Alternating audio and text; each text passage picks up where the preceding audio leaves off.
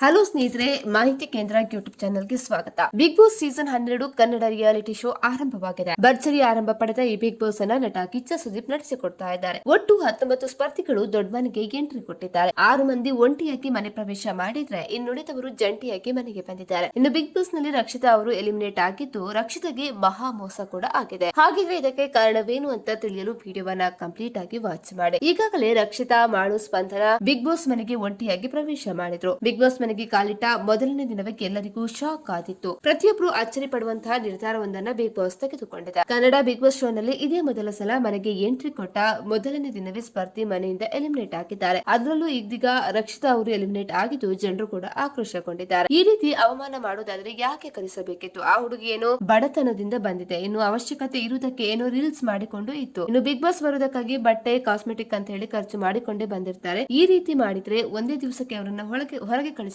ಇದು ಮೋಸ ಹಾಗೂ ಅನ್ಯಾಯ. ಈಕೆಯ ಬದಲು ಹಣದ ಅವಶ್ಯಕತೆ ಇಲ್ಲದ ಅವರನ್ನ ಕಳಿಸಿಕೊಡ್ಬೋದಿತ್ತು ಅಂತ ಹೇಳಿ ಎನ್ನುವ ಮಾತುಗಳು ಕೂಡ ಇದೀಗ ಸೋಷಿಯಲ್ ಮೀಡಿಯಾದಲ್ಲಿ ಕೇಳಿ ಬರ್ತಾ ಇದೆ. ಸ್ನೇಹಿತರೆ, ನಾವು ಮಾಡಿರುವಂತಹ ವಿಡಿಯೋ ನಿಮ್ಗೆ ಇಷ್ಟ ಆದಲ್ಲಿ ವಿಡಿಯೋಗೊಂದು ಲೈಕ್ ಅನ್ನ ಕೊಡಿ. ಅದೇ ರೀತಿ ಈ ಬಗ್ಗೆ ನಿಮ್ಮ ಅಭಿಪ್ರಾಯ ಏನು ಅಂತ ಹೇಳಿ ನಮಗೆ ಕಮೆಂಟ್ ಮಾಡಿ ತಿಳಿಸಿ.